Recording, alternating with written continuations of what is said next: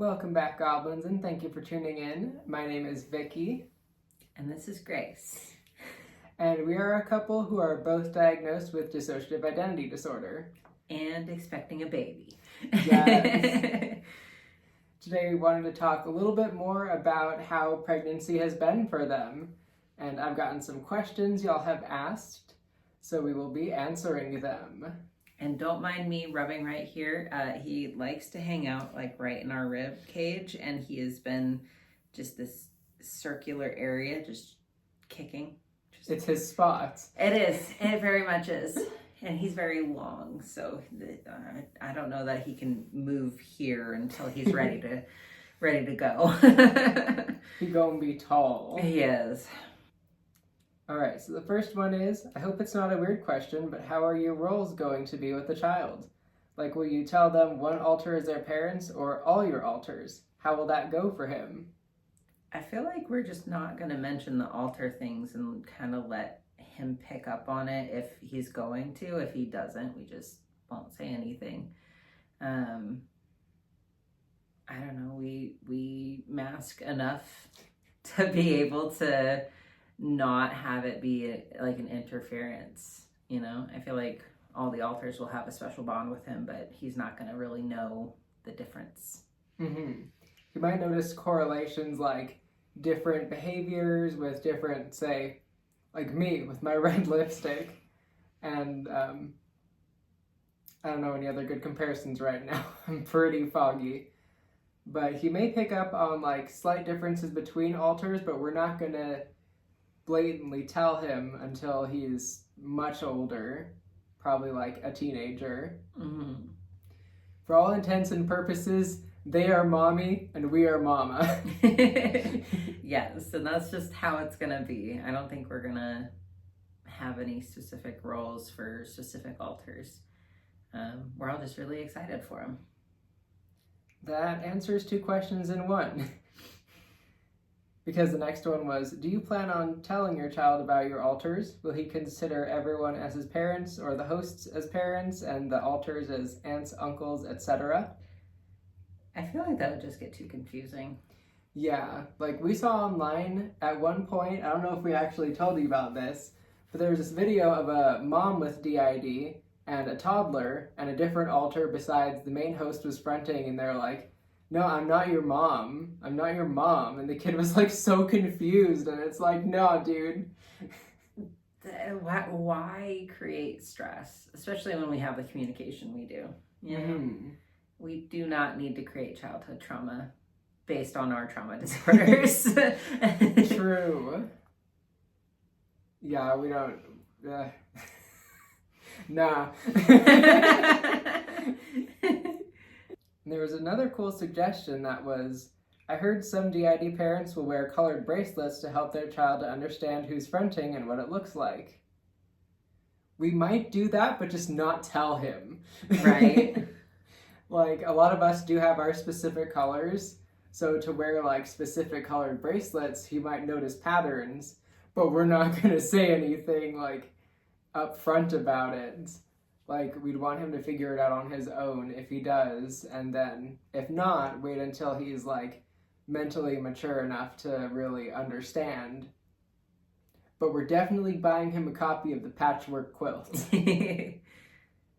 We'll give him hints and stuff, but I don't think we're ever just gonna, like, outright tell him until he gets old enough to understand, because it just seems like a lot for a kid.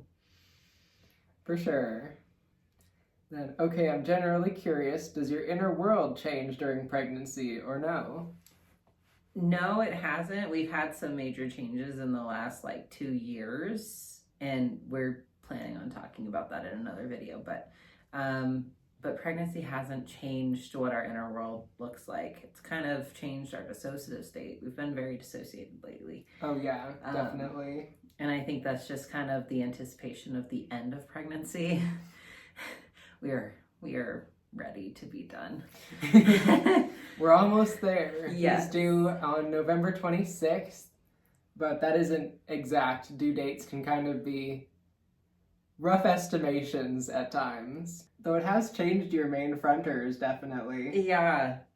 Sorrel was Sorrel is an altar that came from the Veil, and he has been surprisingly a main fronter, and nobody expected that because he's kind of an asshole.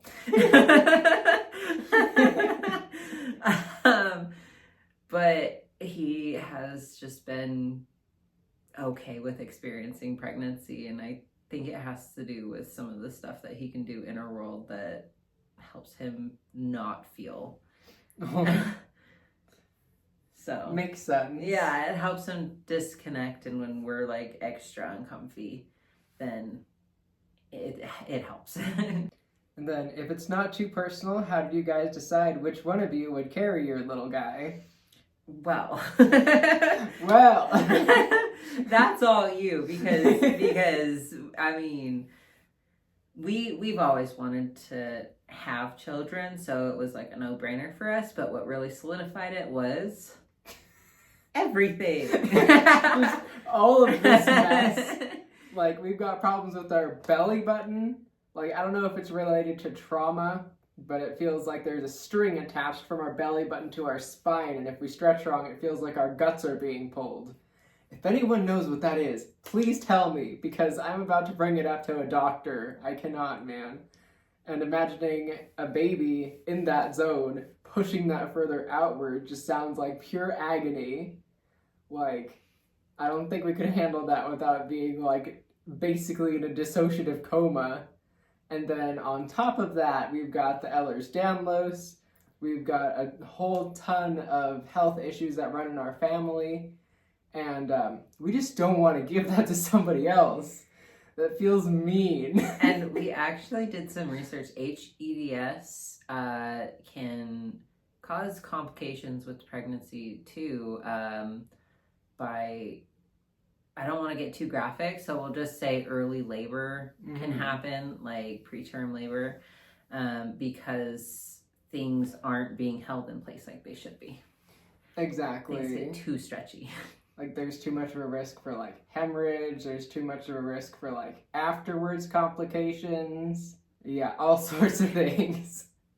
And it would have been too high risk for us to carry. And they wanted to carry. So we're like, yes, please do. It worked perfectly. And we didn't have to spend thousands and thousands of dollars on a surrogate or IVF treatments or beta blockers or any of the other weird stuff that we would have to go through if it went any other way.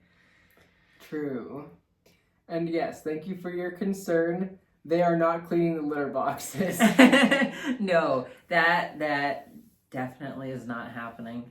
The most we do is move them with our foot when we're sweeping, because we have been nesting pretty hard. And trying to get everything cleaned up and ready to go and reorganizing the entire house. Basically. But that is normal. That is normal pregnancy behavior. Absolutely. Do you have any questions for us as far as the pregnancy goes? I've got a good one. So for other people with DID who want to get pregnant in the future, is there anything that you would want them to know? I would say know your triggers very well, because pregnancy, labor, birth, and postpartum, they are all very much tied to your body and your like core being, and it's a lot emotionally, it's a lot physically.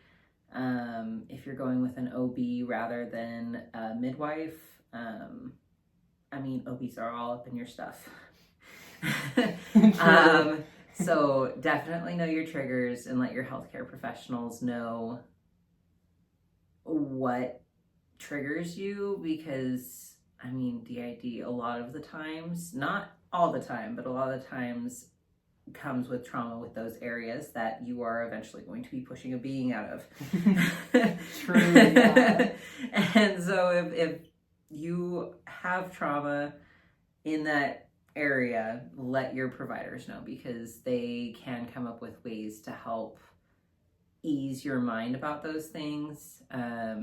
Being able to ask for consent every single time they go to touch you. Like, our providers don't ask when they go to measure our belly or do the Doppler or anything, and we're okay with that. But if we were to ask them prior, like, hey, before you touch me, just let me know what you're doing, then they would, because they're a fantastic team of women that just absolutely want the best for us. So I think knowing your triggers is a big one, because there is a lot that goes into it. And I would say just expect the unexpected. True, yeah. Because, I mean, with us, we've been pretty emotionally stable. But there could be like raging hormones that make you rage. And that is actually a thing. Pregnancy rage is a thing. Oh, Lottie.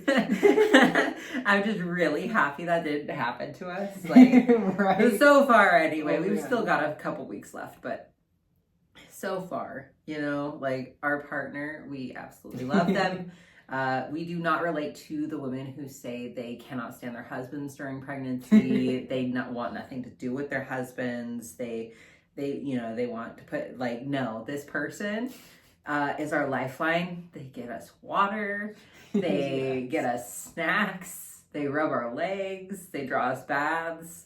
Like, they are our support. And we absolutely adore being around them. And I feel like that has gotten even more so with pregnancy. So, but I mean, expect the unexpected, because it could have gone the other way. Right? Oh, man. And that would have been really hard. So I guess talk about it before pregnancy, because we did talk about some of that before we got pregnant. We talked about, like, what could happen versus what we thought was going to happen. And I feel like a lot of what we thought was going to happen was closer to what has happened. We did not expect all the late-term aches and pains, and that's been tough, and I feel like they just don't know what to do. Right? It's like, I would take it away if I could, but you can't take any medication besides Tylenol. But yeah, so I think that's kind of what I would suggest for other people who are systems, is just be prepared, know your triggers, expect the unexpected, and I don't know, do your research on pregnancy, because I think that's helped us cope a lot. Like, there's a lot of good books out there these days, like, even on Amazon. And you'd be surprised at the amount of, like, decent information online with women sharing their own personal experiences. Like, we've fallen down the mom talk rabbit hole so many times.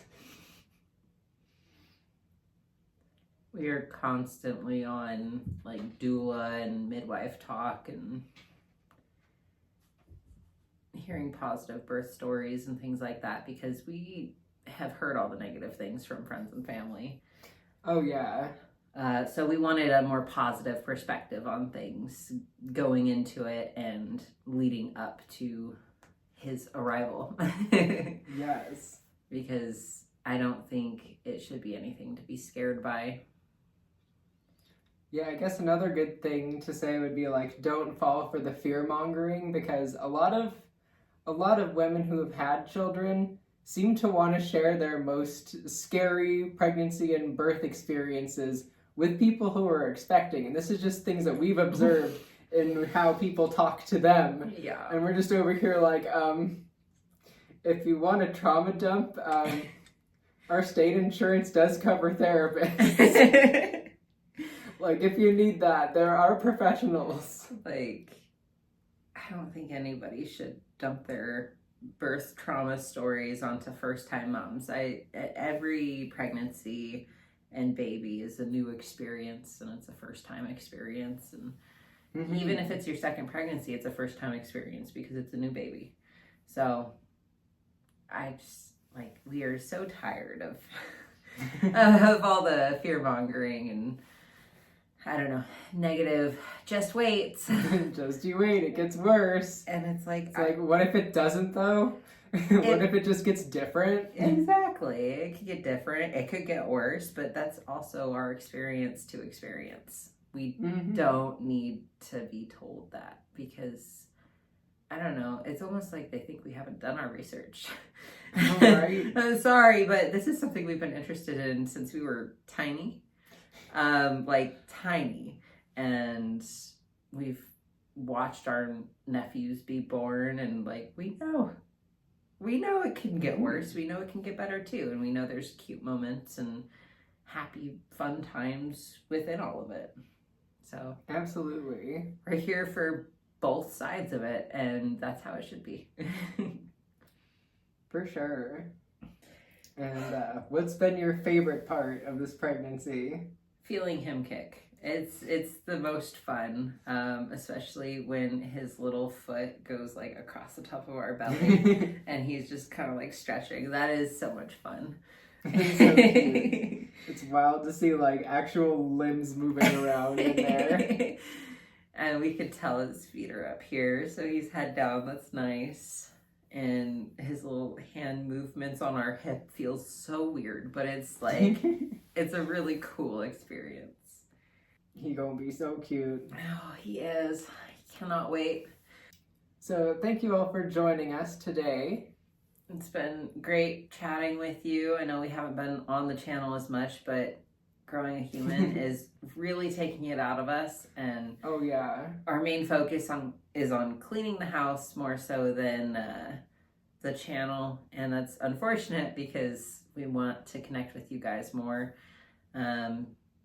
So I don't know how to mitigate that until we're a few weeks postpartum. We'll see how we feel and see what we can do about getting back on the channel while he's taking his little 20-30 minute naps. Perfect time for a video. Yes. Like the perfect length of time. Thank you all for watching. Yeah, thank you for joining us for Power Week this year. I believe we'll be doing a live stream to wrap it up on, what, Saturday? I think so. Yep, Saturday. Yeah, Saturday. We don't work Saturday, so it's perfect time for a live stream. So tune in on this Saturday. I'm going to say that again. Jesus Christ. Got two people trying to talk right now. It's, go away.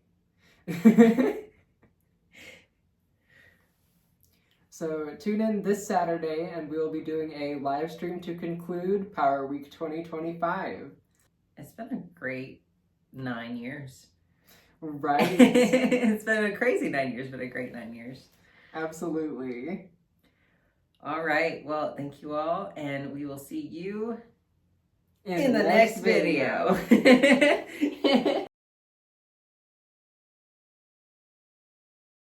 Salad. She has to say hi to you all as well. Salad. Salad.